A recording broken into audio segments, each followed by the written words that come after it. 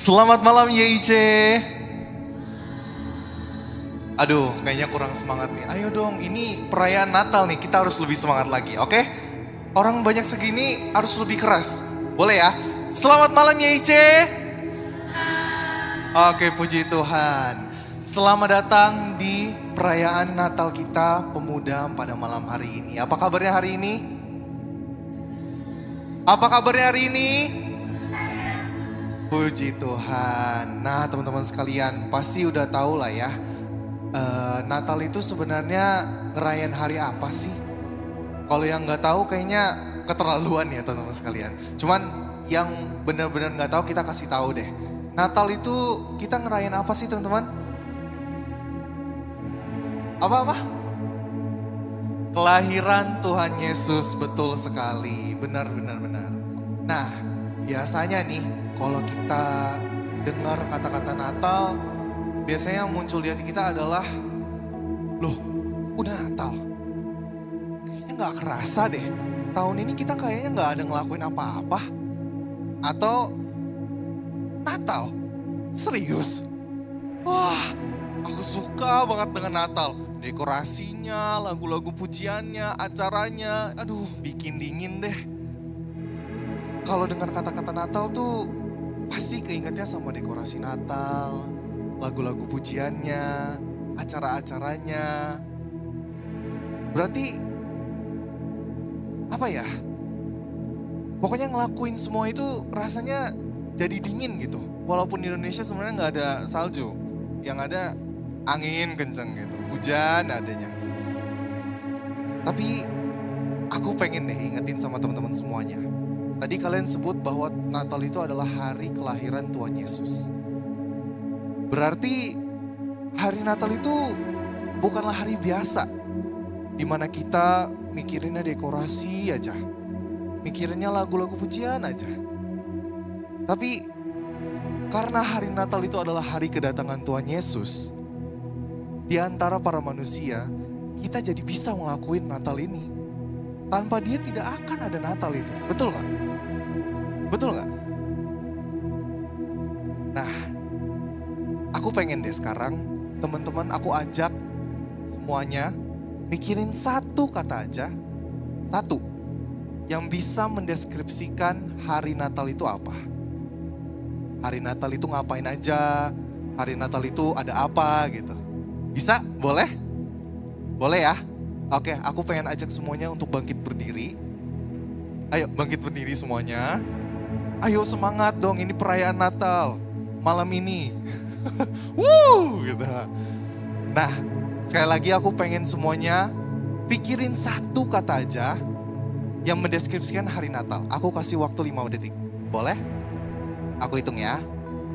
1, 2, 3, 4, 5. Sudah? Sudah ya? Oke. Dalam hitungan ketiga, aku pengen kalian sebut satu kata itu. Boleh? Oke. Siap ya? 1, 2, 3. Kurang. Salju gitu. Kurang ya? Ulang ya. 1, 2, 3. Nah teman-teman sekalian, malam ini aku pengen semuanya bersorak-sorai. Kita sampaikan kepada malaikat dengan menyanyi bersama. Menyiarkan hati gembira kita atas kehadirannya hari Natal pada malam ini. Semuanya tepuk tangan.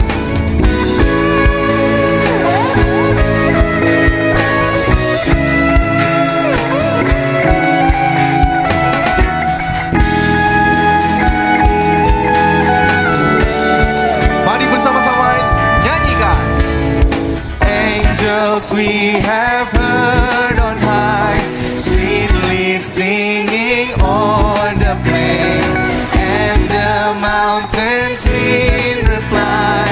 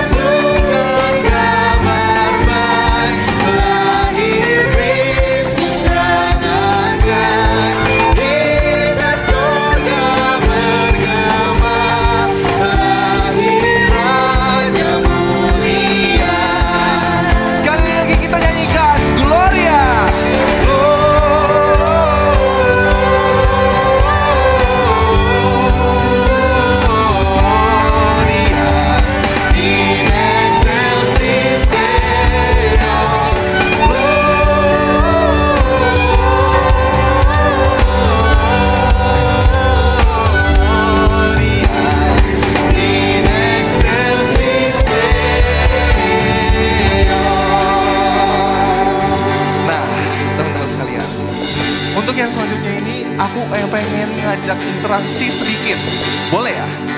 Jadi nanti WLSL dulu yang nyanyi, baru nanti teman-teman ikutin. Bisa? Boleh? Oke. Repeat after us.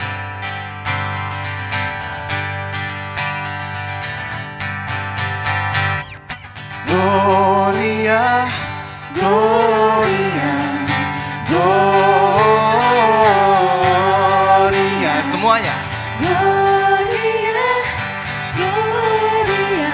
Nice. Oke, sekali lagi.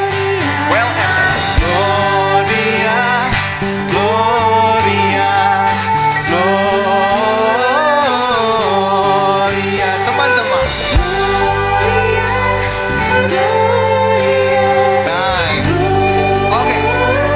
Bareng-bareng from the top. Gloria, Gloria, Gloria, Gloria, Gloria, Gloria. Sekali lagi Gloria, Gloria, Gloria, Gloria,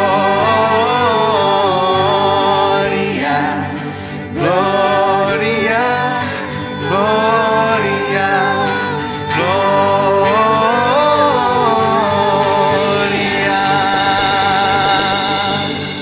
Mari kita bersatu dalam doa. Terimalah rasa gembira ini untuk menyambut-Mu di dunia ini ya Tuhan. Kami selalu berseru kepadamu dan mau mengerti apa yang sedang Engkau rencanakan dalam hidup kita. Di dalam nama Tuhan Yesus, kami berikan hidup kami kepadamu terus. Di perayaan Natal ini, kiranya Engkau memberikan kami hati yang tenang, pikiran yang jernih, dan selalu bersyukur kepadamu. Dalam nama Tuhan Yesus, kami berdoa dan mengucap syukur. Haleluya. Amin.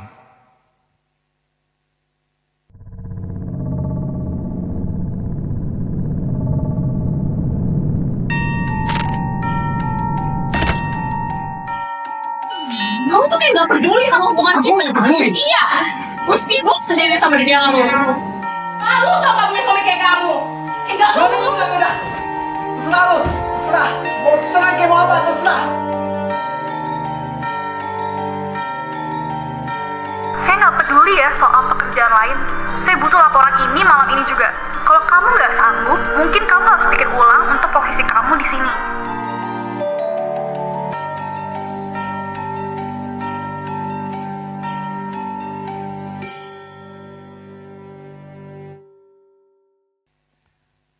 Mungkin telah teman-teman alami dalam setahun ini, di mana kita stres dalam pekerjaan, keluarga ada masalah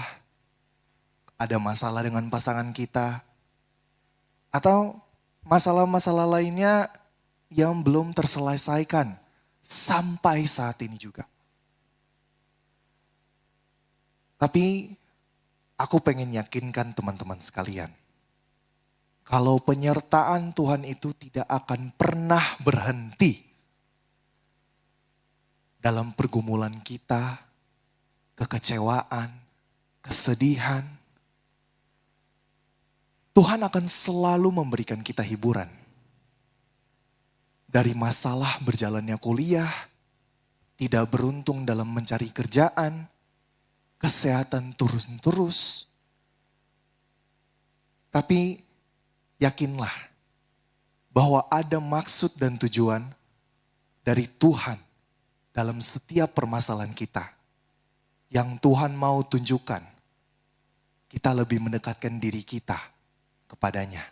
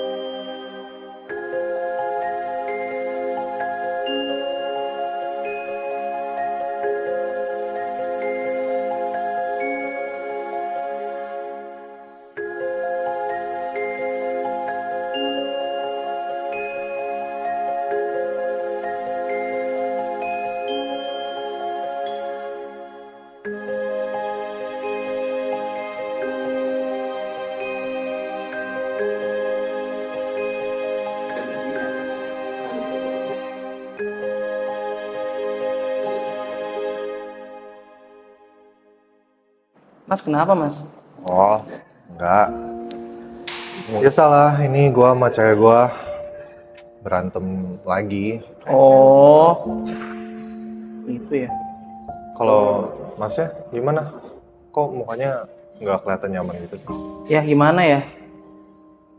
Gue juga punya masalah juga sih.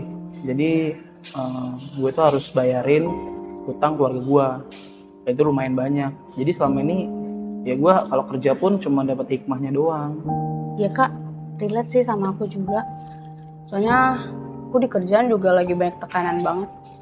Bosku tuh banyak maunya, udah mana gaji kecil banget, job desk-nya banyak banget. Udah gitu kerjaan yang baru dia kasih tadi siang tuh harus dikelarin malam ini juga. Capek banget. Tapi kalau resign, Itu ya. kalau kamu gimana?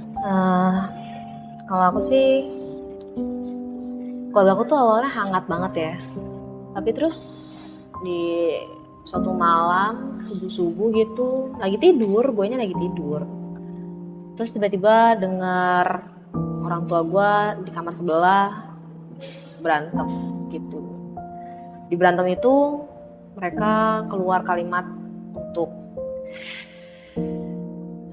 mereka cerai gitu, berpisah.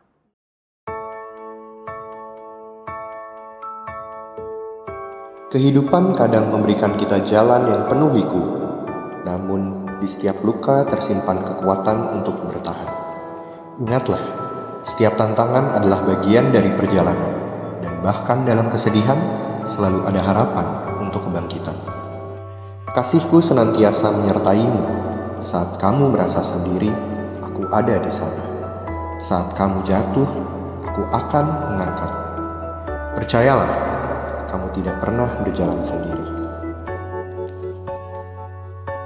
Setiap kali gue bertengkar dengan pasangan gue merasa gue sedang berjuang sendiri. Gue hanya ingin kita berdua berjuang demi cinta ini. Kita memang butuh waktu untuk belajar dari kejadian ini. Jadi, apapun yang terjadi, gue akan berusaha untuk menjadi versi yang lebih baik. Aku berharap aku bisa mengubah keadaan, walau nyatanya aku nggak bisa. Ketika mereka bertengkar, aku merasa seolah duniaku runtuh. Aku cuma mau mereka bahagia, walaupun pada akhirnya jalan yang harus ditempuh adalah perpisahan. Aku selalu berusaha keras untuk mendapatkan pengakuan. Tapi aku malah terjebak dalam tekanan pekerjaan yang lebih besar. Hidup ini seakan hanya tentang pekerjaan. Meskipun begitu, aku akan terus berusaha untuk menjalankan pekerjaan ini. Aku akan berkembang lebih baik ke depannya, sambil terus berpengharapan kepada Tuhan. Setiap pagi gue bangun dengan ketakutan. Teman-teman gue semuanya berhasil dan bahagia. Sedangkan gue masih terlilit di hutang ini. Gue tahu ini gak gampang, tapi gue yakin dengan kasih Tuhan, gue pasti akan bisa melewatinya.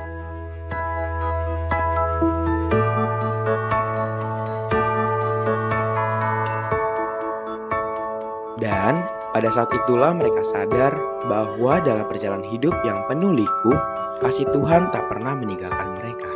Seperti kelahiran Sang Juru Selamat, harapan selalu ada, bahkan di tengah kegelapan.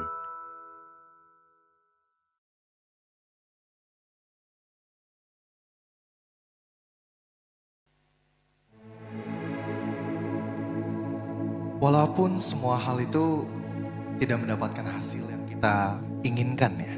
Atau yang sering orang-orang sebut happily ever after. Tapi yakinlah bahwa dengan Tuhan, dengan adanya Tuhan di sisi kita, kamu akan selalu diberikan kelegaan dari masalah-masalah itu. Tuhan tidak akan pernah membuat kamu melupakannya, atau dia bilang selesai masalah itu, sudah lupakan, tidak. Tapi Tuhan ingin memberikan masalah itu dan membuat kamu sadar bahwa masalah tersebut sudah menjadi bagian dari kamu. Jadi kamu harus menerimanya. Sebuah pelajaran bagi kamu. Tapi kalau dari teman-teman masih ada yang merasa tidak senang hatinya, tidak tenang, aku pengen ajak teman-teman sekalian untuk coba buka hatinya. Dan terimalah kehadiran Tuhan. Terimalah kata-kata ini bahwa hidup kamu itu seperti emas, berharga, bersinar, dan berguna. Sama sepertinya hari Natal, teman-teman sekalian. Hari Natal itu bukanlah sekedar tentang dekorasi ataupun perayaan-perayaan, lagu-lagunya. Karena hari Natal itu adalah hari di mana Tuhan datang ke dunia menjadi manusia di antara manusia. Jadi, mari kita tenangkan hati kita dan terimalah kehadiran Tuhan ke dalam hidup kita. Karena tanpa adanya Tuhan Yesus, kita tidak akan ada yang namanya hati Natal di hati kita.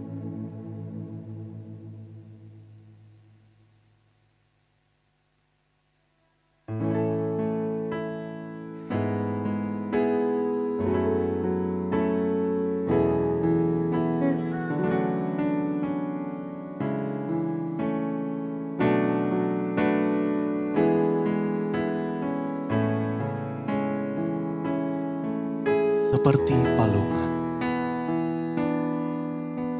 seperti palungan, layakkanlah hatiku menyambutmu Tuhan. Seperti emas kemenyandarmu, biar hidupku berkenan padamu. Sebab Natal tak akan berarti tanpa kasih-Mu. Lahir di hatiku hanya bersama-Mu, Yesusku, rasakan selalu indahnya Natal di hatiku.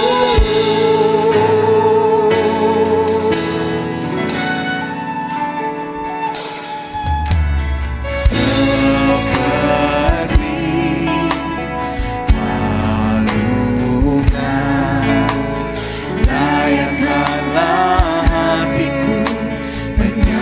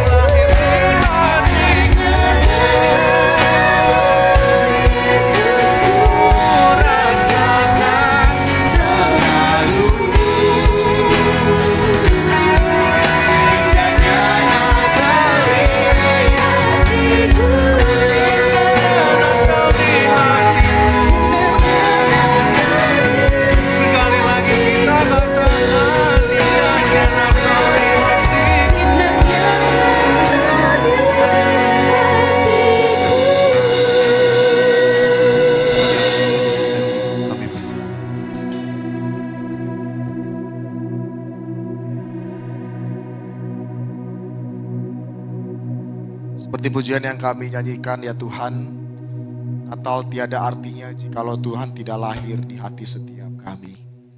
Karena jikalau Tuhan tidak lahir di hati setiap kami hanya merayakan Natal dan terpengaruh oleh hingar-bingar dunia ini. Segala hal yang megah, segala hal yang mendistraksi kami kepada makna Natal yang sesungguhnya. Dan kami tidak mau ya Tuhan ketika kami menjadi orang Kristen, kami hanya menjadi orang anak Tuhan, orang-orang Kristen yang secara agama terwarisi tapi kami hidup tanpa makna. Kami rindu Tuhan menjamah hati setiap kami. Dan kiranya Engkau Allah yang boleh berkarya pada malam hari ini. Biar sungguh firman Tuhan yang akan kami renungkan bersama boleh menolong kami melihat kembali keindahan Natal. Keindahan Engkau sendiri yang mentransformasi kehidupan kami. Kami serahkan Tuhan waktu ke depan ini ke dalam tangan-Mu, berbicaralah karena kami siap untuk mendengar. Hanya di dalam nama Tuhan kami Yesus Kristus kami berdoa mengucap syukur. Amin. Oke, selamat malam semuanya, shalom. Saya sungguh bersyukur apabila hari ini diberikan kesempatan untuk dapat membagikan firman Tuhan bagi setiap kita. Ya rasanya ini kali yang kedua ya Om Jo ya. Ya, dan saya nggak tahu apakah kali pertama saya masih ketemu dengan orang-orang yang dulu pernah. Oleh sebab itu rasanya tidak salah kalau saya kenalkan diri terlebih dahulu. Kenalkan, nama saya Stanley. Saya pelayanan di GKY Gading Serpong ya. Dan saya ini temannya pembina kalian dan dia pernah jadi bapak kamar saya. Ya, dia orang yang bersih sekali pada saat itu. Nggak tahu kalau sekarang ya, kan kalian yang lebih tahu begitu. Oke teman-teman sekalian, saya juga ingin mengucapkan selamat menyambut Natal bagi setiap kita. Dan biarlah sungguh ketika kita merayakan Natal, kita tidak hanya merayakan secara ritualistik, tapi kita boleh sungguh-sungguh memaknai dalam kehidupan kita. Oleh sebab itu teman-teman, saya undang kita semua untuk membuka Alkitab kita dari Matius 2 ayat 1 sampai yang ke-12. Matius 2 ayat 1 sampai ayat yang ke-12. Ini merupakan tema dan juga nats Alkitab yang dititipkan oleh panitia kepada saya. Di situ firman Tuhan katakan, sesudah Yesus dilahirkan di Bethlehem di tanah Yudea pada zaman Herodes, datanglah orang-orang Majus dari timur ke Yerusalem dan bertanya-tanya, di manakah dia, raja orang Yahudi yang baru dilahirkan itu? Kami telah melihat bintangnya di timur dan kami datang untuk menyembah dia. Ketika Raja Herodes mendengar hal itu, terkejutlah ia beserta seluruh Yerusalem, maka dikumpulkannya semua imam kepala dan ahli Taurat bangsa Yahudi, lalu dimintanya keterangan dari mereka di mana Mesias akan dilahirkan. Mereka berkata kepadanya, di Bethlehem di tanah Yudea, karena demikianlah ada tertulis dalam kitab Nabi, dan engkau Bethlehem tanah Yehuda, engkau sekali-kali bukanlah yang terkecil di antara mereka yang memerintah Yehuda. Karena daripada mula akan bangkit seorang pemimpin yang akan menggembalakan umatku Israel. Sampai di situ saja pembacaan firman Tuhan. Teman-teman sekalian, ketika kita merenungkan satu tema yaitu adalah a journey of love. Satu perjalanan cinta. Saya tidak tahu apa kira-kira yang menjadi pemikiran kita ketika kita berpikir perjalanan cinta. Ya, gitu ya. Boleh angkat tangan siapa di sini yang LDR? Ada yang LDR? Ada yang gak kuat LDR? Oh berarti semua kurang lebih, ini yang kuliah sampai kerja kan ya? Berarti sudah ada cinta-cintaan lah ya. Nah oke, berarti di sini nggak ada yang LDR. Nah teman-teman, kalau kita berbicara mengenai a journey of love, itu berbicara sebuah perjalanan cinta. Cinta yang mana bodoh amat, yang sedang dijalani tentunya. Dan ketika kita berbicara mengenai sebuah perjalanan cinta, saya nggak tahu apakah cinta yang dijalani saat itu adalah cinta yang diperjuangkan untuk saat itu, atau kita sedang, atau orang itu sedang mencari cinta demi cinta dari yang satu ke yang lain. Gitu ya. Tetapi kalau kita berbicara mengenai sebuah perjalanan, saya teringat akan satu klip berikut ini. Ini sebenarnya saya baru tambahkan barusan gitu teman-teman. Karena waktu saya share linknya, gambar yang saya bagikan itu nggak bisa dibuka. Tapi Puji Tuhan, Tuhan berkati ada Canva gitu ya. Jadi saya sedikit bisa dapat penggambaran ini. Kalian tahu ini apa? Tahu ini apa? Ini adalah nomad ya. Para nomadik. Jadinya mereka ini orang-orang yang tidak pernah menetap di satu tempat. Mereka pindah dari satu tempat ke tempat yang lain, ke tempat yang lain. Itu yang terus mereka lakukan sepanjang hidup mereka. Kalian tahu beberapa ketika orang-orang nomad ini ditanya, kenapa kamu berpindah dari satu tempat ke tempat yang lain? Dua jawabannya, yaitu adalah mencari keamanan dan juga mencari kenyamanan. Ya, mencari keamanan dan juga mencari kenyamanan. Karena mereka percaya ketika mereka tinggal di satu tempat, bahwa keamanan dan kenyamanan itu hanyalah sebuah ilusi seiring berjalannya waktu. Kenapa? Karena ketika mereka berdiam begitu lama, mereka punya keyakinan bahwa akan ada sesuatu yang mengancam mereka, akan ada sesuatu yang menggoncangkan rasa nyaman mereka. Jadi mereka harus menghilangkan satu rasa atau konsep di pikiran mereka, tinggal di satu tempat itu memberikan keamanan dan kenyamanan. Oleh sebab itu mereka terus wandering, mereka terus berpindah dari tempat satu ke tempat yang lain. Ini adalah para nomad. Mereka adalah para pencari keamanan dan juga kenyamanan. Teman-teman tahu nggak, ketika kita berbicara sebagai orang percaya, kita pun sesungguhnya adalah orang-orang yang sedang mengembara. Kita adalah para pengembara. Kita adalah pilgrims, kalau bahasa Inggrisnya gitu ya. Kita adalah para pengembara yang terus-menerus mencari makna atau meaning dari kehidupan ini. Maka ketika berbicara mengenai perjalanan, orang yang pertama-tama dia pikirkan yaitu adalah apa yang dapat saya temukan. Apa yang bisa saya dapatkan dari apa yang saya temui itu. Dan ketika orang tidak sungguh-sungguh memaknai, tidak sungguh-sungguh menyadari bahwa dirinya adalah seorang pengembara, maka dia terus wandering, mencari-cari untuk apa yang bisa memuaskan hasrat dirinya. Yaitu adalah sebuah makna hidup. Teman-teman, saya tuliskan demikian. Kalau ini saya baik ya teman-teman ya. Jadi ini pesan yang bisa kalian bawa pulang malam ini. Kalau mau pulang silahkan, karena inti pesannya sudah dapat ya. Jadi perjalanan hidup manusia sebenarnya bukan tentang menemukan. Melainkan apa? Ditemukan untuk menemukan. Ya. Kita adalah seorang pengembara. Dan ketika kita menjadi seorang pengembara, kita sedang finding something. Ingin menemukan sesuatu dan mendapatkan sesuatu. Itu yang menjadi pikiran kita. Tetapi sesungguhnya ketika kita berjalan di dalam dunia ini, kita tidak sedang berjalan untuk menemukan. Kita sedang berjalan untuk ditemukan. Karena sederhananya teman-teman, kenapa demikian? Karena kita sadari bahwa sejak manusia jatuh dalam dosa, yang manusia pertama lakukan apa teman-teman? Lari. Mereka buat sesuatu yang menutupi badan mereka. Dan kemudian manusia itu hidup mengembara. Terus menerus sampai dengan sekarang. Manusia sejak jatuh dalam dosa terus mengembara, mencari makna hidup, mencari tujuan hidup. Maka seiring berjalannya waktu, manusia menciptakan something untuk menunjukkan bahwa itu adalah purpose di dalam kehidupannya. Teman-teman sekalian, perjalanan hidup manusia sesungguhnya bukan tentang menemukan, melainkan ditemukan. Satu hal dari perjalanan orang Majus, teman-teman. Kita mau sama-sama belajar dari kehidupan mereka.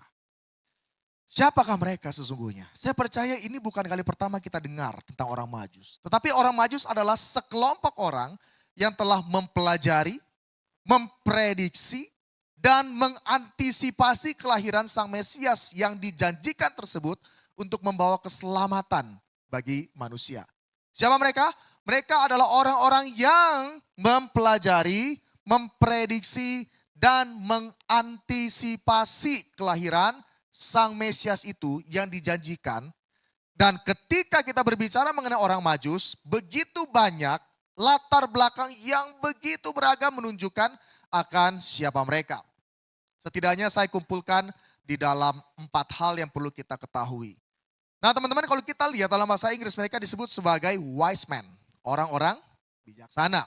Dan dalam bahasa Yunani mereka disebut sebagai magoi yang kerap kali dihubungkan dengan kata magician, seorang penyihir. Dan magoi itu seringkali dikaitkan dengan ahli-ahli filsafat, imam, dan ahli-ahli perbintangan. Mereka banyak hidup di daerah Persia dan Arabia, yang mana di sana banyak ahli-ahli dalam bidang astronomi dan obat-obatan. Kalau zaman sekarang ketika kita berbicara mengenai penyihir selain Harry Potter, itu konotasinya negatif gitu ya. Tetapi kita tidak bisa melihat konotasi negatif ini pada zaman dahulu. Karena ini merupakan bagian dari ilmunya mereka. Gitu ya. Dan kemudian sebagian orang Yahudi percaya mereka adalah imam-imam dari kerajaan Sheba dan Arabia yang mana adalah keturunan Abraham dari Keturah. Yang mana yang benar? Kita nggak tahu. Karena sesungguhnya Alkitab tidak pernah spesifik menunjukkan siapa mereka dan apa asal-usul mereka. Tidak pernah secara spesifik menunjukkan siapakah sesungguhnya orang Majus. Tetapi yang jelas mereka adalah bukan orang yang biasa. Mereka adalah orang-orang yang luar biasa. Mereka adalah orang-orang yang pintar yang benar-benar mencari makna dan tujuan, memprediksi sesuatu, mempelajari sesuatu. Dan ketika mereka tahu bahwa ada seorang raja yang suatu saat nanti akan bangkit dan membebaskan umat manusia, mereka dengan teliti dan serius menggunakan berbagai macam ilmu pengetahuan untuk apa? Untuk mendapatkan letak titik di mana raja itu akan lahir. Jadi teman-teman, dapat kita pastikan bahwa orang Majus yang datang bertemu dengan Yesus, kira-kira umur Tuhan Yesus pada saat itu umur 1 tahun, itu adalah dari generasi yang selanjutnya. Jadi mereka adalah orang yang sudah ada dari sebelumnya.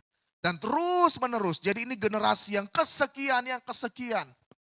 Dan saat itu mereka datang ketika melihat, oh ada terang, ada bintang yang sesuai dengan apa yang mereka pelajari. Itu datang dan juga muncul, mereka segera pergi. Saudara sekalian, ketika berbicara mengenai orang Majus, yang jelas Alkitab juga nggak pernah menunjukkan mereka adalah 3 orang, ya kan? Mereka adalah sekelompok, segerombol orang.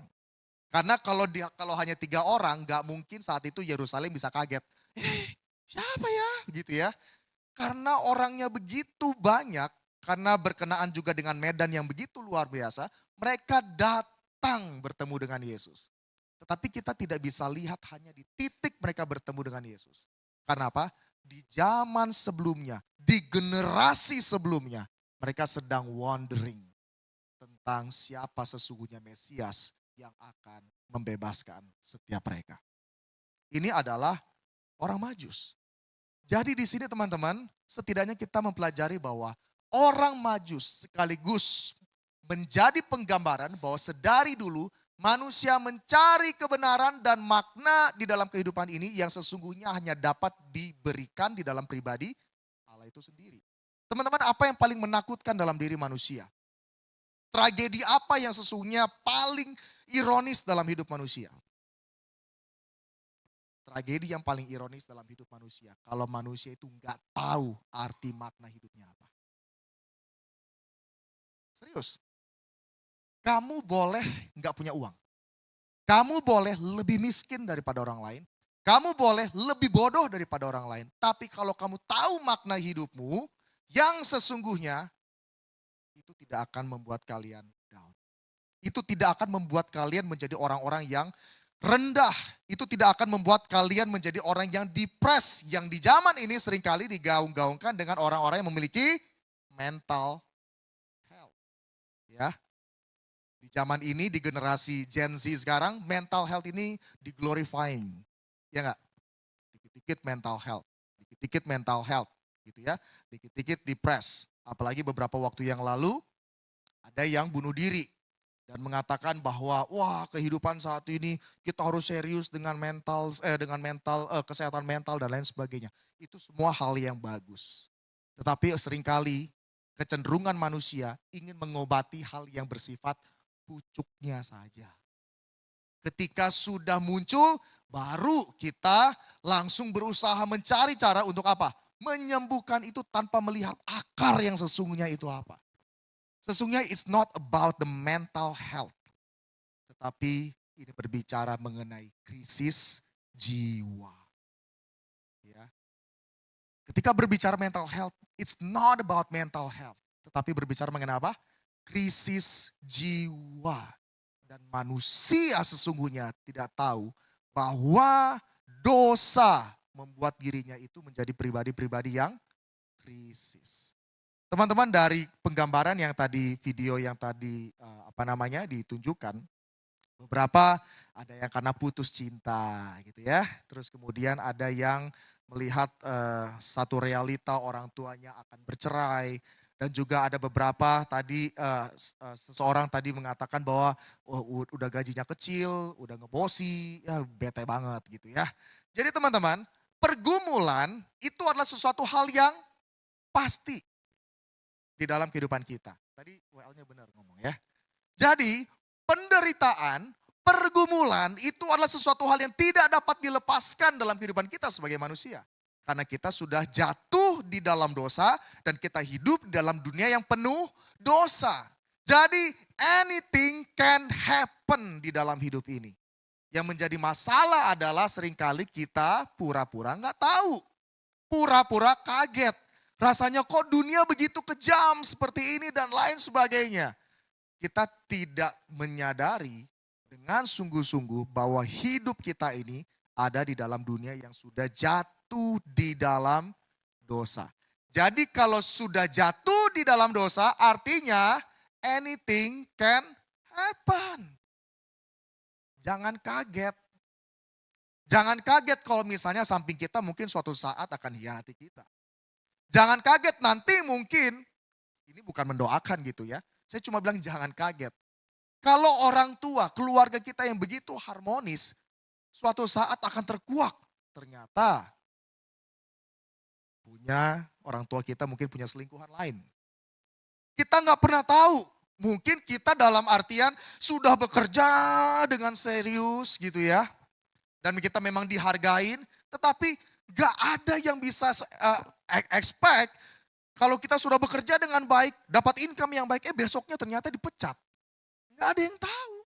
Tetapi teman-teman, inilah satu realita yang perlu kita ketahui bahwa kita hidup dalam dunia yang jatuh dan anything can happen. Oleh sebab itu jangan kaget karena inilah realita kehidupan yang kita sedang jalani saat ini.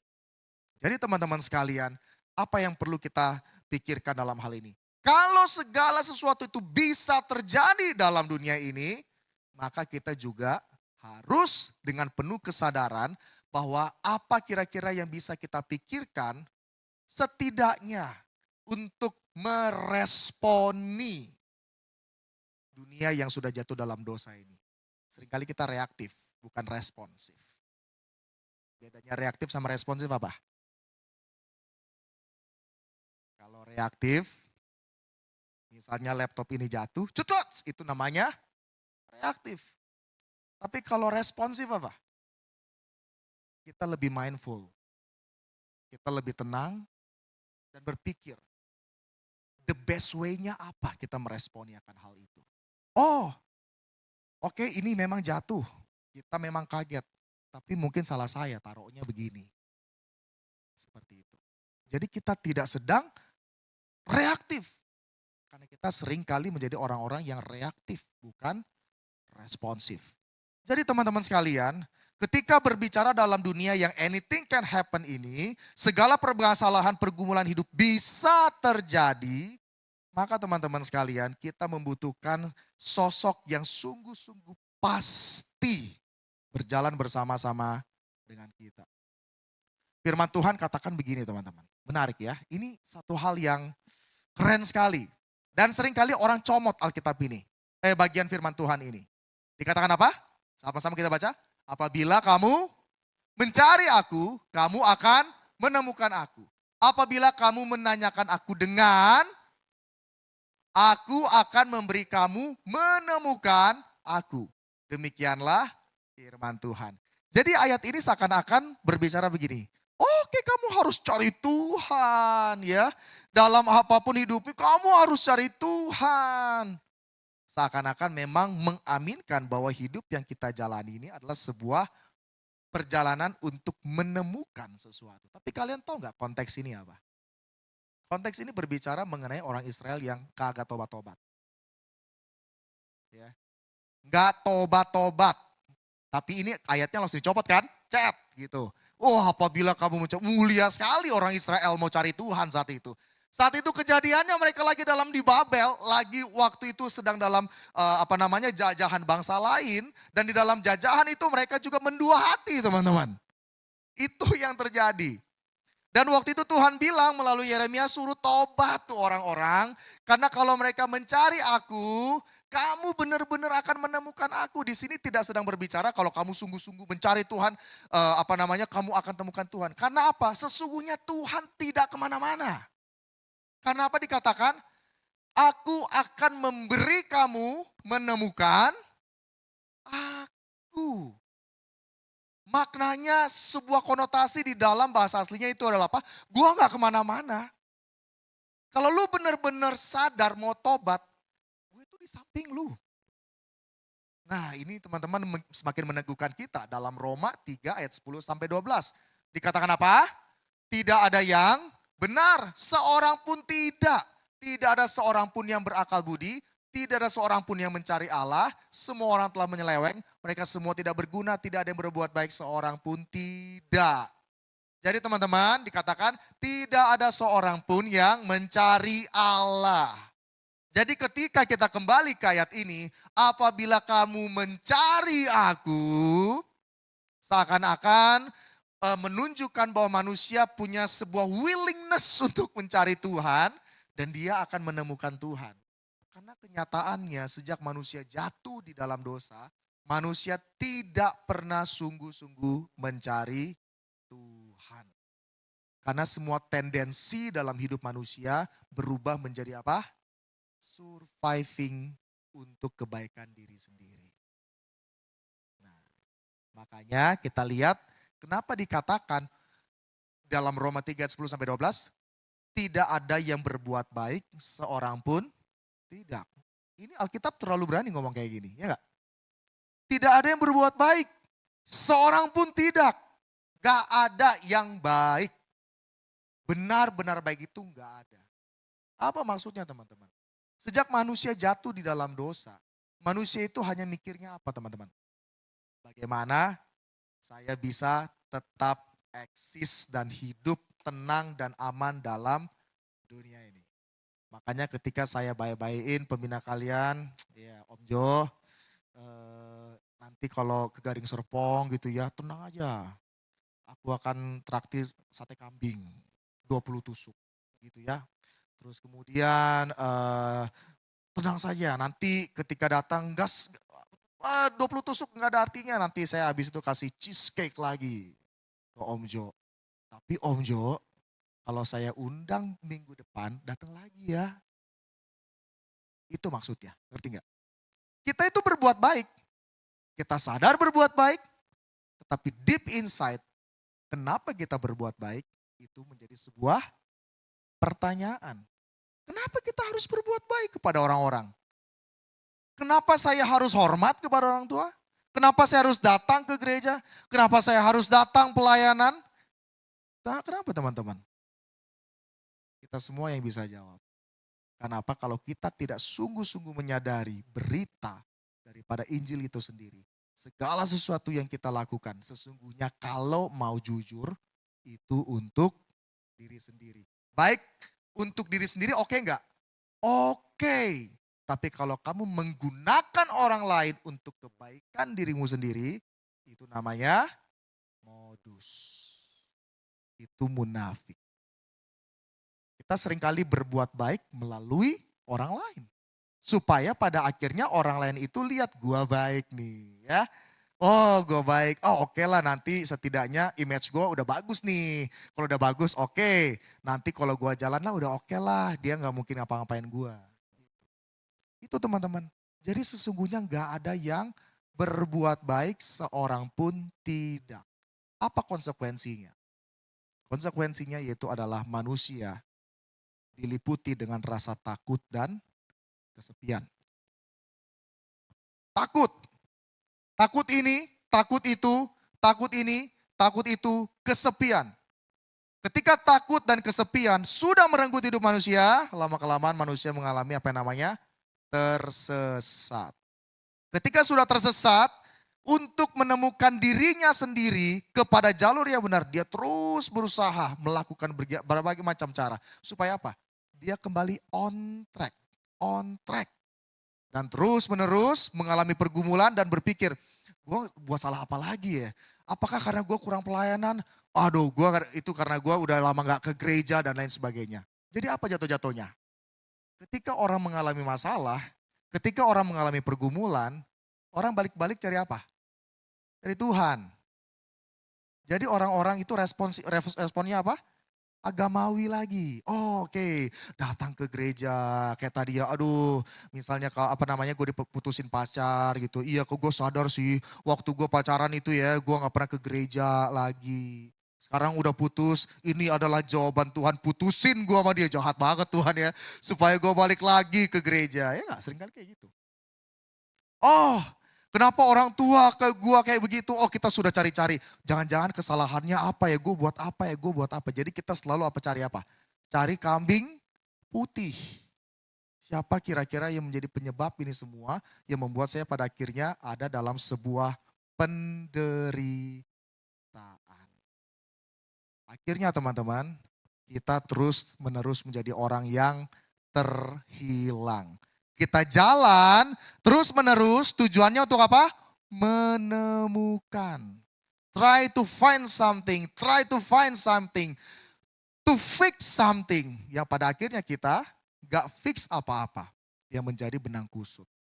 Teman-teman, ketika berbicara mengenai hal ini, saya teringat dua tokoh ini. Si Bungsu dan si Sulung. Ini adalah dua contoh penggambaran manusia yang sesungguhnya sedang terus-menerus ada dalam sebuah perjalanan untuk menemukan sesuatu. Si Bungsu kita lihat, dia adalah pribadi yang ingin segera menjauh dari bapaknya dan hidup merdeka dengan melakukan apapun sesuai kehendak hatinya. Ya, dia minta warisan, dia pergi, ingin keluar dari jangkauan bapaknya, ingin merdeka. Terus kemudian yang sulung. Dia adalah pribadi yang taat. Tetap berada di dekat bapaknya. Tapi apakah dia sungguh-sungguh mencintai bapaknya? Enggak. Dia tidak menginginkan bapaknya sama sekali. Sama sekali. Jadi siapakah anak yang terhilang di sini? Dua-duanya hilang. Satu menghilangkan diri, satu hilang dekat bapaknya. Dua-duanya hilang. Dan dua contoh ini merupakan penggambaran setiap kita. Kita seringkali ingin, aduh di sini bosan banget. Kita cari sesuatu di luar sana yang untuk mengisi fulfill meaning hidup kita. Akhirnya kita mendapatkan apa? Shit. Kita mendapatkan sampah. Dan kemudian ada juga beberapa orang yang pada akhirnya apa? Datang ke gereja, pelayanan. Kalau ketemu, haleluya, shalom, gitu ya. Tetapi teman-teman, datang ke gereja bukan sungguh-sungguh cinta sama Tuhan, tapi karena apa? Modus sama Tuhan. Taat dengan sungguh-sungguh, tapi bukan karena mencintai Tuhan, tapi karena menginginkan berkatnya saja. Jadi dua orang ini adalah dua orang yang terhilang. Kira-kira kita yang mana teman-teman? Enggak ya. Di sini anak baik semua gitu ya. Saya percaya kita semua sungguh-sungguh bersyukur melalui pertolongan Tuhan. Kita nggak bisa ambil cara si Bungsu, kita pun nggak bisa menjadi si Sulung. Oleh sebab itu kita membutuhkan sosok yang sungguh-sungguh berjalan dengan begitu luar biasa. Kalian tahu sesungguhnya melalui perumpamaan anak yang hilang ini sedang membawa kita kepada sosok pribadi. Kalian tahu di dalam budaya saat itu. Sebenarnya waktu si bungsu itu hilang ya dan sudah terima warisan yang dia miliki dan hilang gitu ya. Sebenarnya si sulung ini adalah orang yang seharusnya wajib untuk mencari adiknya pada zaman itu. Dia orang yang wajib pergi cari adiknya.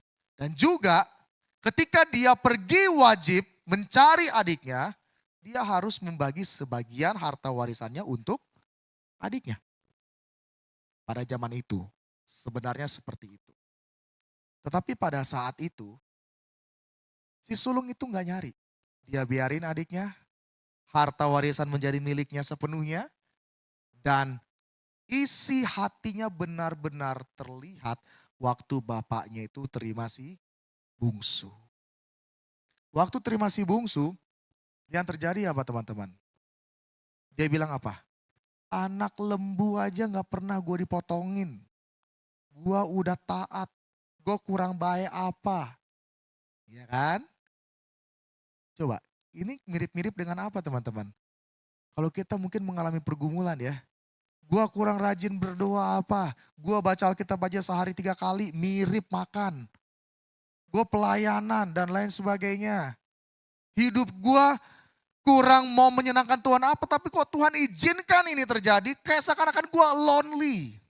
Nah teman-teman, mirip-mirip kan ya?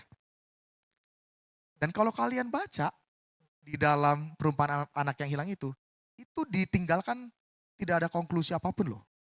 Coba baca nanti di rumah ya. Gak ada konklusi apapun. Karena setelah dari perumpamaan 2 anak yang hilang itu hanya menyisakan obrolan dari sang bapak dengan si sulung. Selesai. Gak ada konklusi apapun. Sebenarnya Tuhan Yesus ingin menunjukkan begini kepada audiens saat itu.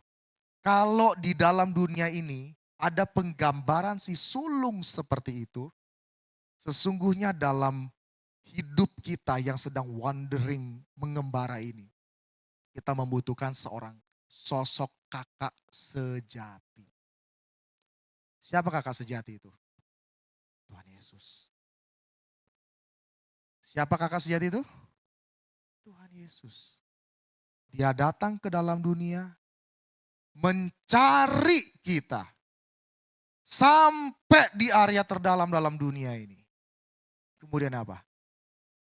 Dia memberikan dirinya, bahkan membagikan hartanya sehingga kita menjadi ahli waris anak-anak Allah. It's amazing story about the prodigal son dari perumpamaan ini. Kita membutuhkan the true brother, saudara kakak sejati kita yang mau mencari kita. Menjalani apa yang namanya a journey of love itu. Supaya di saat kita mengalami pergumulan, di saat kita mengalami kesulitan, kita nggak sendiri. Kenapa? Sang kakak sejati itu mau menguatkan kita, mencari kita, dan tidak membiarkan kita hidup di dalam dosa. Oleh sebab itu teman-teman dikatakan yaitu adalah demikian. Di dalam Ibrani 4 ayat 15 sampai 16. Dikatakan apa? Sebab imam besar yang kita punya bukanlah imam besar yang tidak dapat turut merasakan kelemahan-kelemahan kita. Sebaliknya sama dengan kita. Ia apa teman-teman? Telah dicobai hanya tidak berbuat dosa. Itulah tujuannya Tuhan Yesus datang berinkarnasi. Waktu manusia pertama ingin sama seperti Tuhan, tapi Natal kita diingatkan Allah yang mulia itu mau menjadi manusia supaya apa?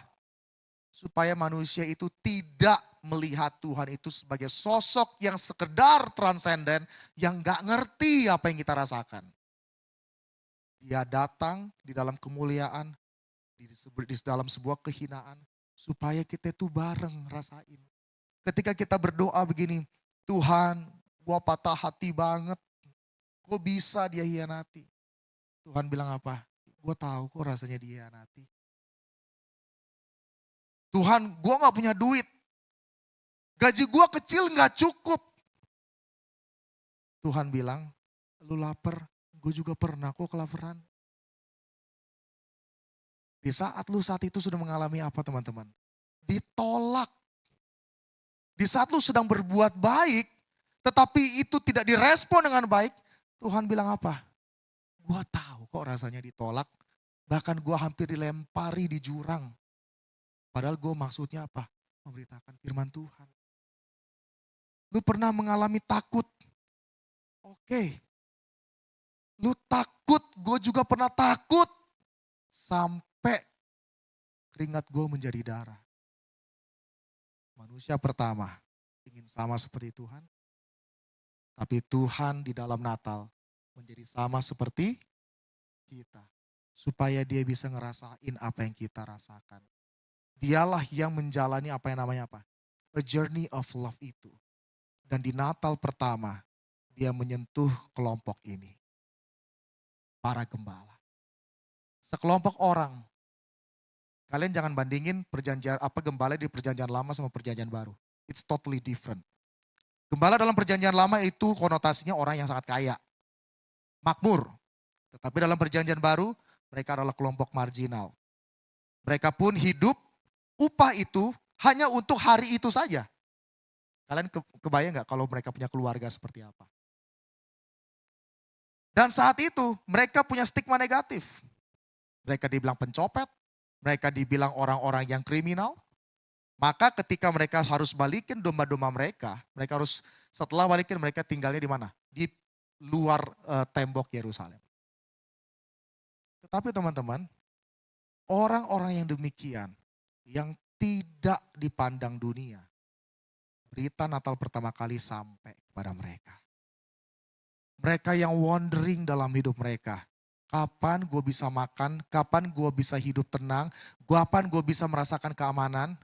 Tetapi berita Natal itu damai sejahtera bagimu. Itu sampai kepada mereka. Dan kita lihat seorang yang bernama Simeon teman-teman. Orang yang bertahan hidup. Tujuannya untuk apa teman-teman? Hanya untuk sentuh bayi Yesus. Tujuan hidupnya itu. Dia terus mencari. Kalian tahu sebelum Tuhan Yesus lahir, begitu banyak orang yang mengklaim sebagai Mesias. Karena selama 400 tahun bangsa Israel mengalami apa yang namanya masa diam. Di mana Allah tidak bernubuat melalui siapapun di sana. Jadi selama 400 tahun begitu banyak orang yang ngaku Mesias. Dan pengharapan akan Mesias itu juga begitu besar. Tapi seorang Simeon tetap bertahan dan percaya. The true Messiah itu akan datang. Dan Tuhan itu pada akhirnya menemukan seorang yang bernama Simeon. Setelah dia ketemu dia bilang, aduh gue bisa pergi dengan tenang. Kenapa? Karena sang Mesias itu menjumpai dan menghampiri hidup Simeon. Dan inilah berita bagi setiap kita. Immanuel. Apa itu? Allah hadir di tengah-tengah kita. No matter what, apapun circumstances kita. Entah kita yang saat ini sedang berduka, diputusin pacar, dihianati, berduka atau pusing masalah ekonomi, Immanuel. Dia hadir di tengah-tengah kita. Dan hal berikutnya yang perlu kita ketahui teman-teman. Setelah kita berjalan untuk ditemukan, kita pun menjalani perjalanan untuk menemukan. Bukan menemukan Tuhan. Tapi kita sedang menemukan orang-orang yang dulunya sama seperti kita. Teman-teman sekalian, para gembala ketika mereka berjumpa dengan Tuhan, mereka lakukan apa? Dan ketika mereka melihatnya, mereka memberitahukan apa yang telah dikatakan kepada mereka tentang anak itu. Dan semua orang yang mendengarnya heran tentang apa yang dikatakan gembala-gembala itu kepada mereka. Karena siapa yang dikasih tahu ini guys? Ini berita Natal pertama kali, kalau mau hitung-hitungan viral harusnya kasih tahu kemana? Pejabat. Tapi dikasih taunya kemana? Gembala. Hitung-hitungan viral mah gak bakal viral. Tetapi ini para gembala yang bodoh amat. Gue udah alamin sendiri, gue ceritain, lu gak mau terima gak apa-apa. Tapi gue mau dengan gratefully kasih tahu, gue mengalami ini. Dan lu pasti ngalamin itu. Dan berikutnya teman-teman siapa? Orang Majus. ketika mereka sudah bertemu dengan sang bayi itu, mereka sangat bersuka cita, maka masuklah mereka dalam rumah itu dan melihat anak itu bersama Maria, mereka sujud menyembah. Mereka memberikan persembahan yang terbaik untuk sang bayi itu. Ada sebuah action ketika mereka menemukan sebuah harta yang lebih berharga, yaitu adalah Allah sendiri. Jadi teman-teman, ketika kita berbicara mengenai bagaimana hidup saya ini bisa berdampak bagi orang lain, bagaimana hidup saya ini bisa mengabarkan atau menyatakan Yesus di dalam hidup saya. Ini teman-teman, the closer we are to Jesus, the closer others to Him. Semakin kamu dekat dengan Tuhan Yesus, just imagine, pikirkan, ketika kamu dekat memiliki satu relasi yang dekat dengan Tuhan, imagine, tanpa kamu ngomong begini, Yesus itu juru selamat, dia itu Tuhan, kalau lu gak percaya lu masuk neraka. Kalau kalian dekat dengan Yesus, just imagine someday ada yang mengatakan begini, gue cuma dengar Yesus, tapi lu berhasil nunjukin siapa Yesus dalam hidup lu. Just imagine. Orang someday akan mengatakan begini, thank you ya, gue lihat Yesus dalam hidup lu. Just imagine. Pikirkan itu. Mimpikan itu. Suatu saat dalam hidupmu ada yang mengatakan, thank you ya, gue hanya dengar Yesus di khotbah. Tapi melalui hidup lu, gue bisa lihat Yesus. Pikirkan itu. Saya pun punya mimpi seperti itu teman-teman. Saya pun punya mimpi bahwa suatu saat nanti ada yang mengatakan begini, terima kasih ya Kak. Melalui hidupmu, saya bisa melihat Tuhan Yesus. Saya punya mimpi seperti itu teman-teman. Tapi harusnya itu yang menjadi mimpi semua orang yang mengatakan aku mencintai Yesus. Because when you say, I love you Jesus, tanpa sebuah relationship, itu hanyalah omon-omon. Kamu bisa jelaskan secara apologetis, oh Yesus ini bangkit dan lain sebagainya, saksi-saksinya dan lain sebagainya, begitu amazing. Tapi ketika orang lihat hidupmu, just like a shit, sorry to say. Mereka akan bilang begini,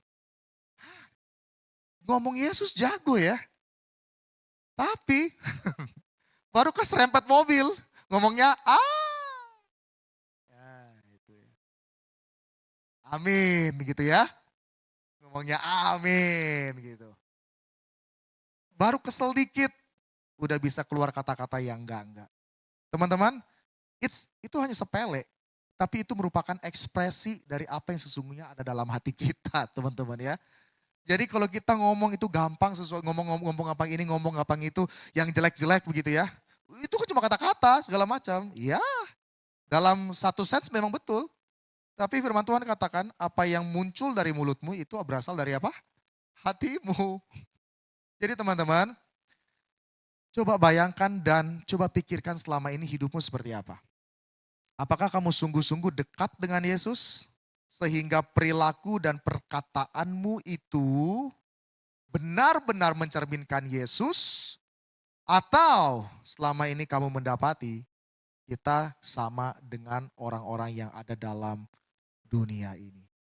Satu kerinduan Rasul Paulus dikatakan apa? Kami senantiasa membawa kematian Yesus di dalam tubuh kami, supaya apa? Kehidupan menjadi nyata di dalam tubuh kami. Ketika kita melihat orang susah, gak perlu sampai disuruh-suruh. Gak perlu galang dana sampai gimana. Tetapi just imagine ketika ada orang yang datang di gereja ini, sedang dalam pergumulan, hatimu betul-betul diisi dengan sebuah relasi yang dekat dengan Tuhan, kamu memberikan senyuman yang terbaik. Orang itu bisa apa? Terhibur teman-teman. As simple as that. Ketika kamu ketemu sama teman-temanmu yang sedang membutuhkan pertolongan, kamu gak akan mikir dua kali. Ketika apa? Ketika kamu menemukan dia sedang membutuhkan. Karena kasih yang besar itu akan melimpah di dalam kehidupanmu. Karena apa teman-teman? Kasih yang sejati itu sudah mengisi kehidupanmu, maka terpancarlah kasih itu di dalam setiap kita. Saya ingin tunjukkan satu foto berikut ini. Yang jelas ini bukan nenek saya teman-teman ya. Saya harus perlu contekan dulu namanya. Agak susah namanya teman-teman. Jadi si nenek ini bernama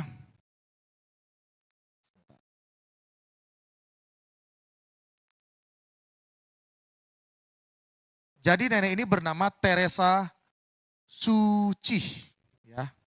Dia hidup dari tahun 1898 dan meninggal di tahun 2011. Jadi Ibu Teresa ini dikatakan sebagai seorang dokter. Ya. Jadi setelah melihat penderitaan orang sejak dia kecil, ia ini bertekad terus memberikan hidupnya untuk membantu orang lain. Jadi karena dia melihat begitu banyak orang yang menderita, dia tergerak untuk membantu orang lain. Dan pada umur 47 tahun, ia mendirikan sebuah panti asuhan dan rumah perawatan di Singapura. Menariknya teman-teman, waktu dia mendirikan hal ini, dia tidak mengambil sepeser pun duit dari orang-orang yang datang. Dan dia melakukan itu sampai umurnya 100 tahun lebih. Jadi ketika ada orang-orang datang, ia mengunjungi orang sakit, ia memasak untuk tunawisma dan memberikan apapun yang ia miliki. Kalau dunia ini bisa menunjukkan satu hal yang mulia, bukankah seharusnya kita justru harus menjadi jawaban, bukan menjadi pertanyaan di dalam dunia ini? Kita telah melihat, kita punya kakak sejati yang mau sampai mati-matian ngejalanin a journey of love itu untuk menangin kita teman-teman. Harusnya kita juga menunjukkan siapa kakak sejati itu di dalam hidup kita. Coba saat ini saya undang kita semua untuk tunduk kepala. Kita coba merenungkan kebaikan Tuhan.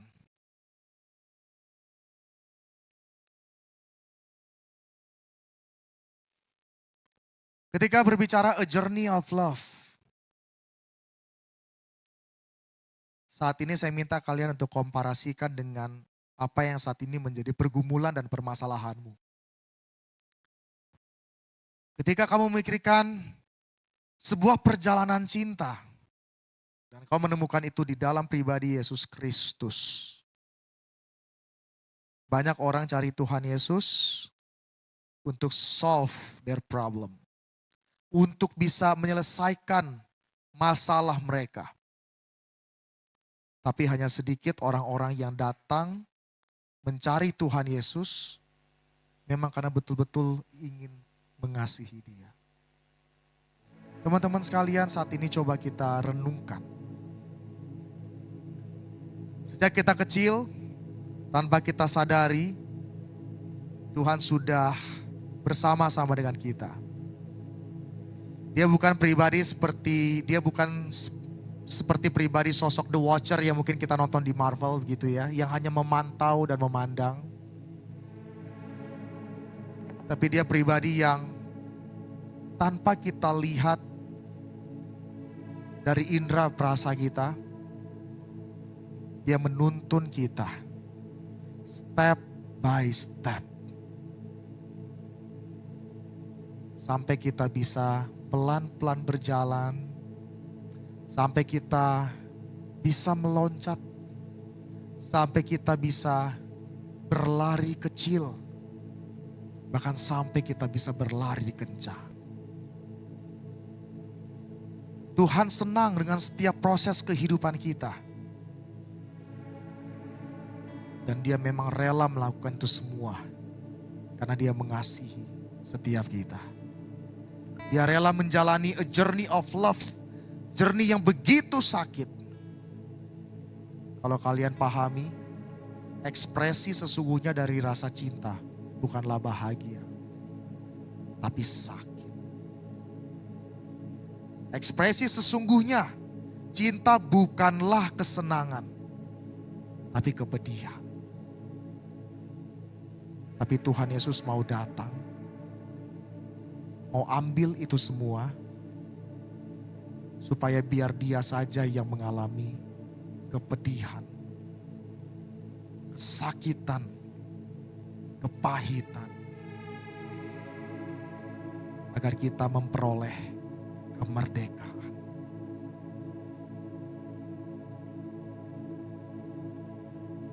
Coba renungkan hidupmu saat ini. Renungkan hidupmu yang sungguh-sungguh menjalani hidup yang kau labeli sebagai orang Kristen. Kristen artinya menjadi milik Tuhan Yesus. Apakah kita sungguh-sungguh memaknai itu? Atau kita hanya menjalani ritual agamawi di dalam kehidupan ini sebagai orang Kristen?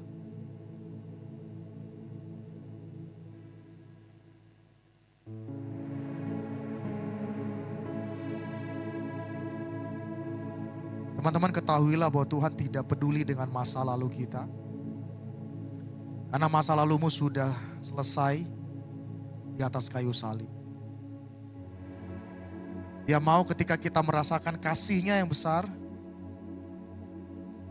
Dia mau kita hanya mengikuti Dia, meresponi panggilan-Nya, tetap setia sampai akhir hidup kita. Ambillah sebuah komitmen di hadapan Tuhan. Tuhan, aku tahu tidak ada seorang pun yang tahu pergumulanku seperti apa. Hanya Tuhan yang tahu. Tapi Tuhan mampukan saya untuk benar-benar menyadari Tuhan itu sayang banget sama saya. Bukan hanya sekedar knowledge, benar-benar menyentuh aspek perasaanku. Tuhan itu benar-benar sayang sama saya.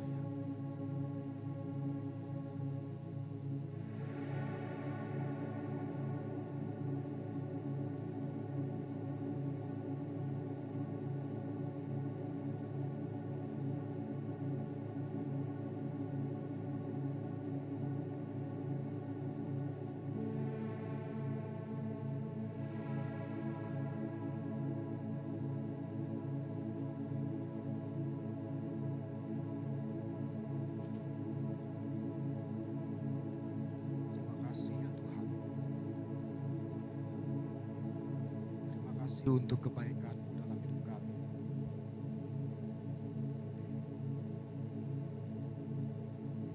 Sungguh kami bersyukur ya Tuhan.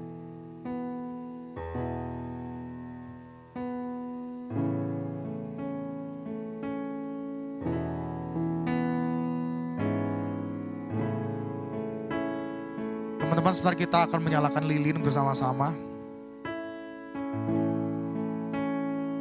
It's not just about simbol atau sebuah ritual yang wajib kita lakukan setiap merayakan Natal. Tapi sesungguhnya lilin yang kita nyalakan ini punya makna yang mendalam. Firman Tuhan katakan apa? Bangsa yang berjalan di dalam gelap telah melihat terang yang besar. Terang itu sudah datang di dalam pribadi Tuhan Yesus Kristus. Dan kita sudah menerima terang itu. Tuhan mau setiap kita menjadi pribadi-pribadi yang membawa lilin-lilin kecil itu di tengah-tengah keluarga kita. Di tengah-tengah pergaulan kita. Di tengah-tengah tempat kita bekerja, di tengah-tengah tempat kita kuliah, dimanapun itu. Dengan hikmat, mari kita sama-sama nyanyikan pujian ini.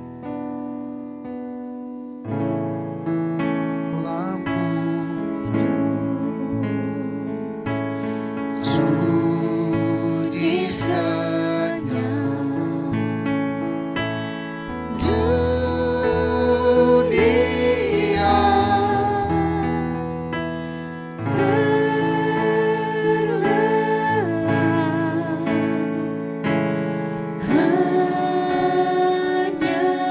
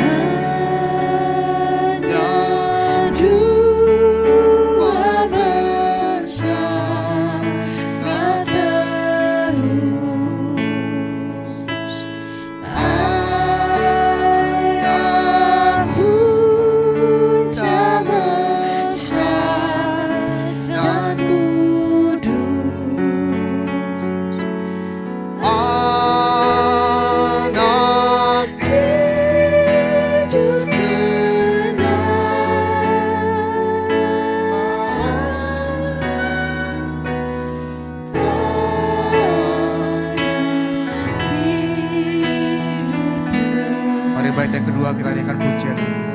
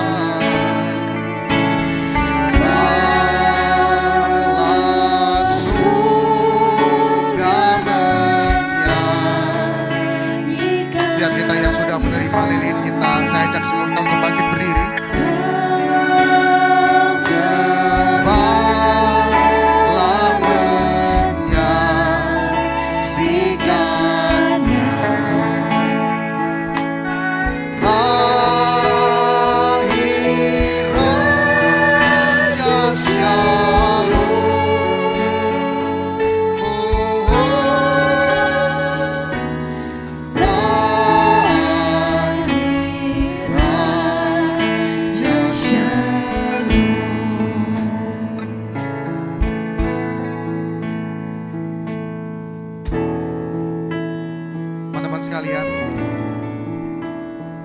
seperti yang tadi saya katakan bahwa seharusnya lilin ini kita maknai dengan sungguh-sungguh. Coba kita ambil kembali komitmen. Tuhan, saya tahu hidupku susah, lingkunganku susah untuk saya menjadi orang yang benar. Tapi jikalau Tuhan saja datang dengan segala kemustahilan, saya pun mau. Tidak perlu menjadi lilin yang besar, tapi saya mau jadi lilin-lilin yang kecil,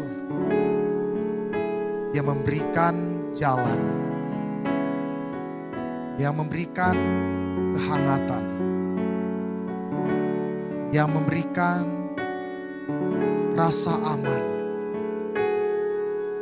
kepada orang-orang di sekitarku. Teman-teman, saat ini mari kita berdoa di hadapan Tuhan. Ambil komitmenmu pribadi dan berjanjilah dalam hidupmu membawa terang yang kecil itu agar nama Tuhan dimuliakan.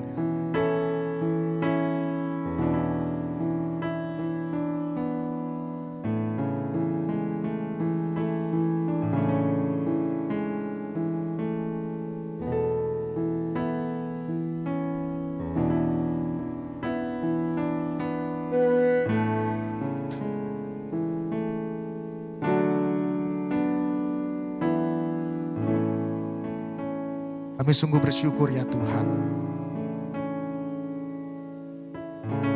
Apabila mungkin selama ini Kau mendapati hidup kami sudah mulai redup atau bahkan sudah mati sama sekali. Kembali Natal ini mengingatkan kami bahwa kami adalah terang-terang-Mu yang harusnya menerangi dunia ini. Dunia yang gelap, dunia yang sudah rusak, dunia yang penuh dengan rasa takut, dunia yang penuh dengan kekacauan. Kami mau menjadi lilin-lilin kecil Tuhan di tempat kami bekerja, di keluarga kami, di teman-teman kami, dimanapun. Kami rindu membawa kehangatan Kristus, cinta Kristus melalui hidup kami. Terima kasih. Kita nyanyikan bait yang ketiga.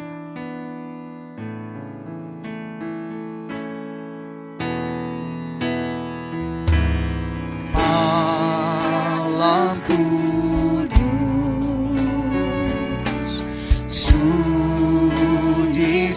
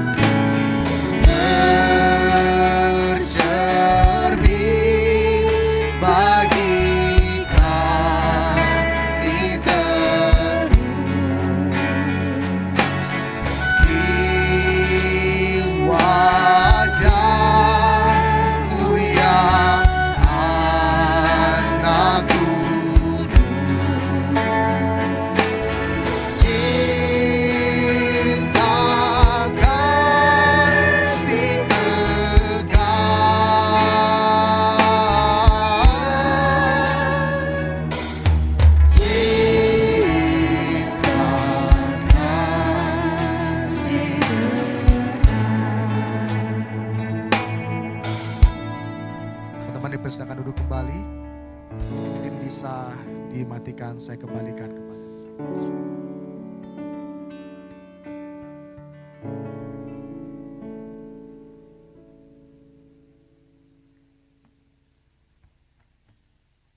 Kalau kita dengar tadi yang sudah disampaikan oleh Evangelist Stanley, firman Tuhan yang telah disampaikan mengenai kita bilang sama Tuhan, Tuhan aku lagi sakit hati, padahal Tuhan sering merasakan itu.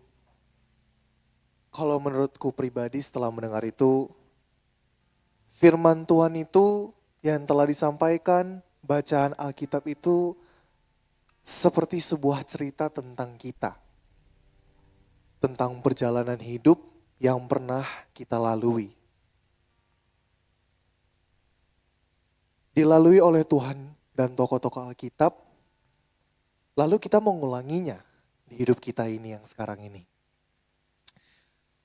Tuhan datang, aku ingatkan kembali sekali lagi, Tuhan itu datang ke dunia ini memang menjadi manusia di antara manusia. Tapi karena dia hadir di antara kita, kita jadi bisa ngelakuin hal-hal itu sampai sekarang. Makan, tidur, bernafas, berdoa, hadir di tempat ini. Firman Tuhan itu bukan sekedar perjalanan Tuhan dan tokoh-tokoh Alkitab. Tapi mereka membuat sebuah cerita, kegiatan manusia sehari-hari.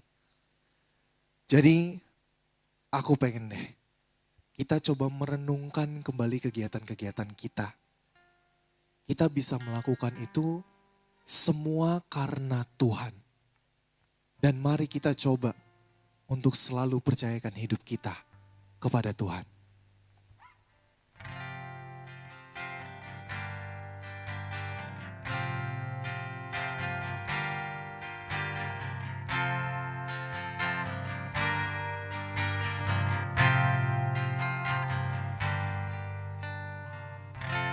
Makes the sun to rise and bring the earth new life in every breath. Jesus, it is you who turns the day and night and watches me as I begin to dream. Jesus, it is you who brings me food for my table, who cares for all of my needs, who walks the road with me, has grown with me through all that I have been. Jesus, it is you. Jesus, it is you. So I lift my hand and I bring my soul, all of my days, all of my rights, all of my wrongs. I offer my life here and beyond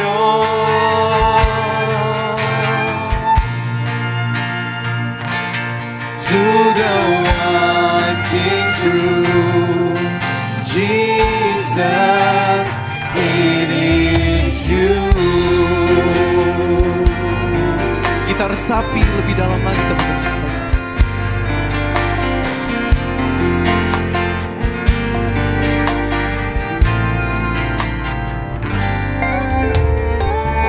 Who sees my brokenness and carries me when I'm frail and weak. Jesus, it is you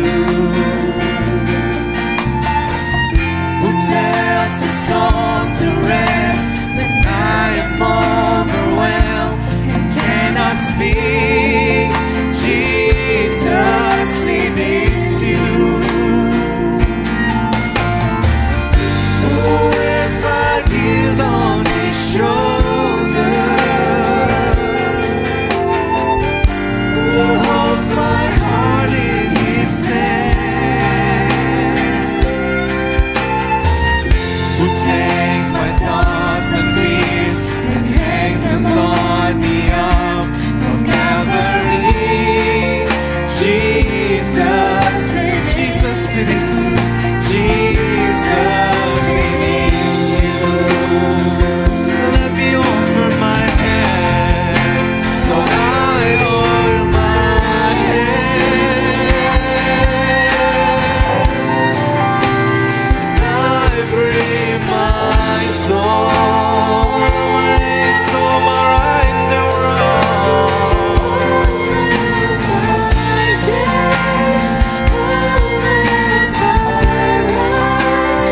All of my wrongs, I offer my life.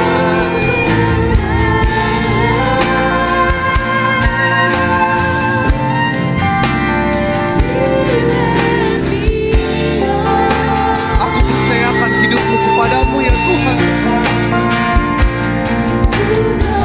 Selalu kuresapi, dan kali ini akan aku katakan dalam hati dan pikiran kepadamu. Kini aku percaya. Kini aku percaya. Tiada yang mustahil bagimu. Kuasamu kuatkanku, dasarku berharap.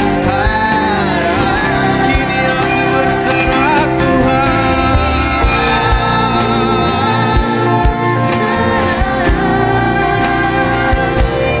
pada rancanganmu bagiku.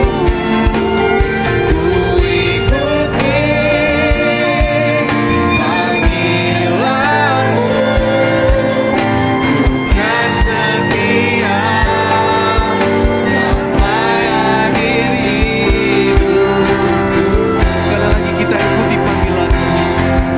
Ku ikuti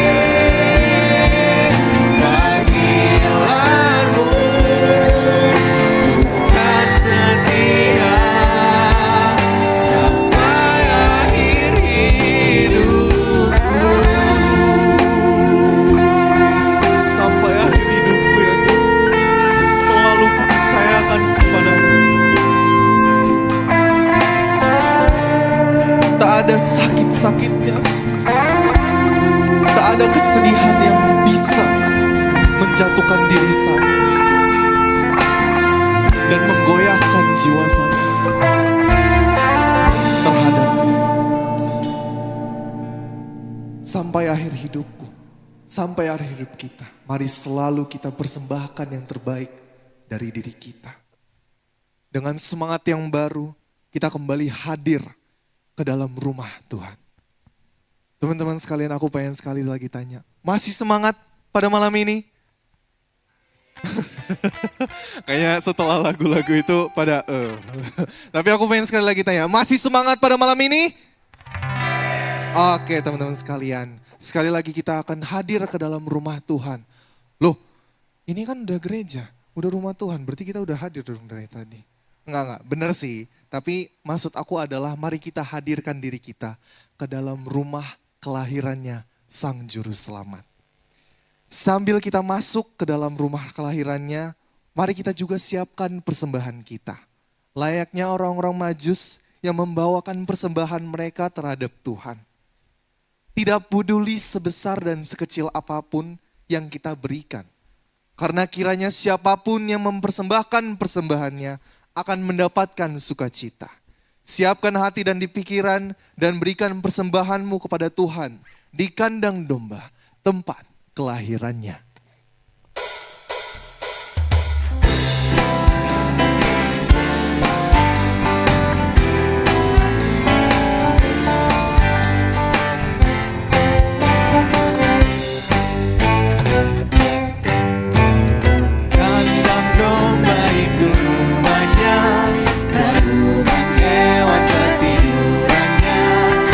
Lahir dari Bunda Maria, Pangeran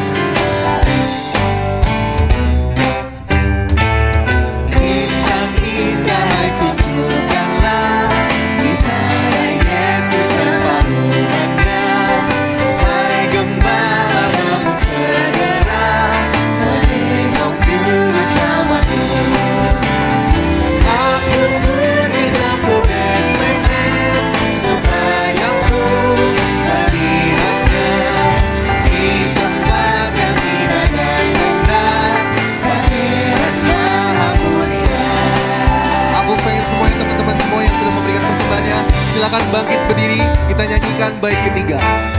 Hai malaikat pujilah terus kemuliaan Allah yang kudus. Baik itulah sang penebus dan juru selamat dunia.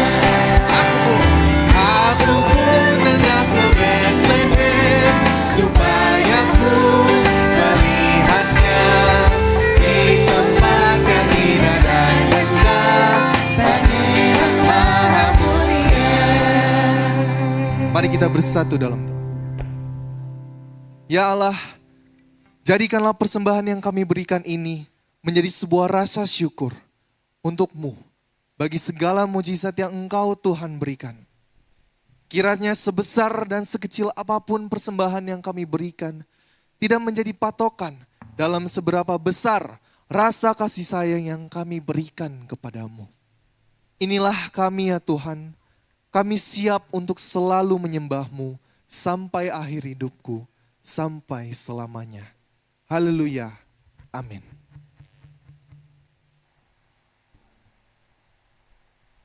Nah, sudah tahu ya kita tadi di awal bahwa hari Natal itu adalah hari kelahiran Tuhan.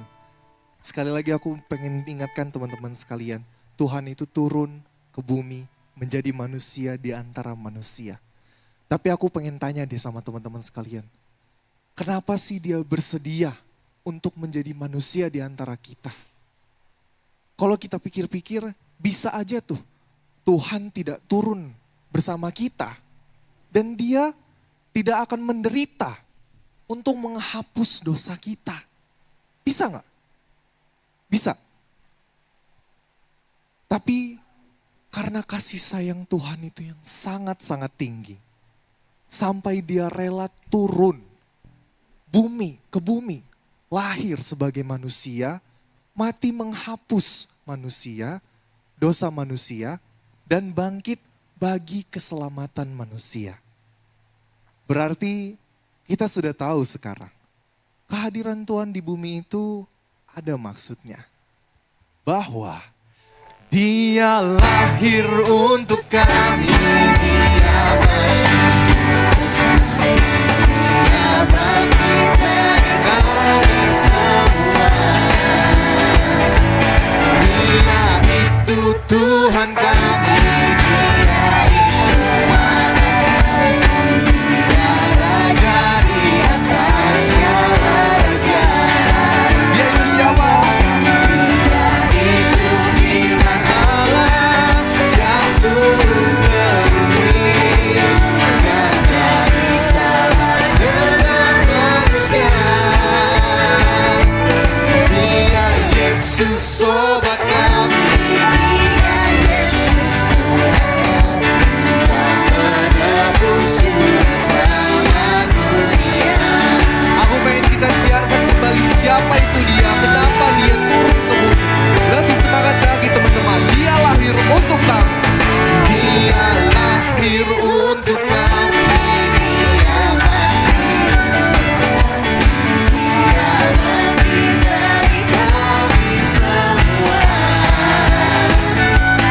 Dia itu Tuhan kami, Dia itu Allah kami, Dia Raja di atas segala raja. Dia itu firman Allah yang turun ke bumi dan jadi sama dengan manusia. Katakan Dia siapa? Dia Yesus sobat kami, Dia Yesus Tuhan kami, Sang Penebus Juru Selamat dunia. Sekali lagi kita katakan siapa? Sang Penebus Juru Selamat dunia. Sekali lagi lebih semangat. Sang Penebus Juru Selamat dunia. Kini saatnya kita siarkan dimanapun kita berada, di gunung, di bukit, di lembah. Kita kabarkan kepada dunia bahwa lahirnya Sang Almasih.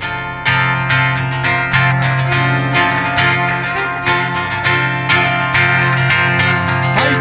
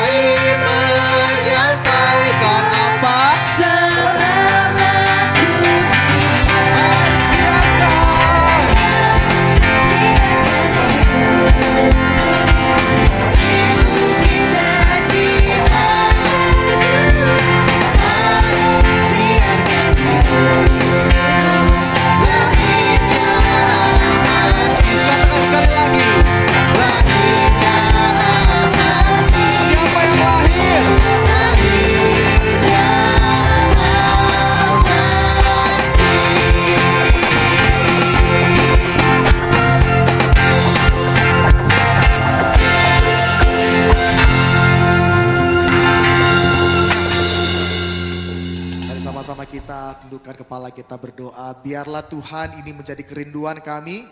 Kami mau menyatakan Engkau, kami mau memberitakan bahwa Engkau telah lahir di dalam dunia ini untuk menebus umat manusia. Dan biarlah kami sebagai pemberita-pemberita Injil ini ya Tuhan, pemberita-pemberita kabar baik ini menerima berkat daripada Engkau. Oleh sebab itu kami siap untuk terima berkat daripada Tuhan. Kiranya kasih karunia daripada Allah Bapa, kuasa penebusan dan sukacita penebusan dalam Kristus Yesus, dan tuntunan bimbingan kuasa Roh Kudus akan memimpin dan menuntun setiap kita dari hari ini sampai selama-lamanya. Amin.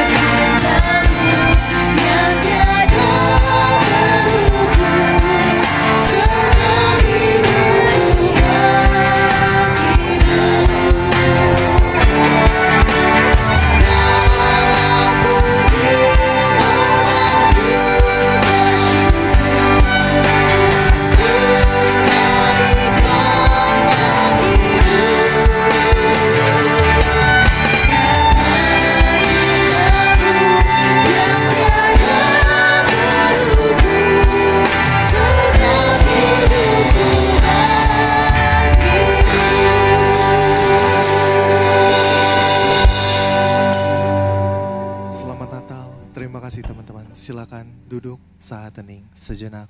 Selamat malam minggu.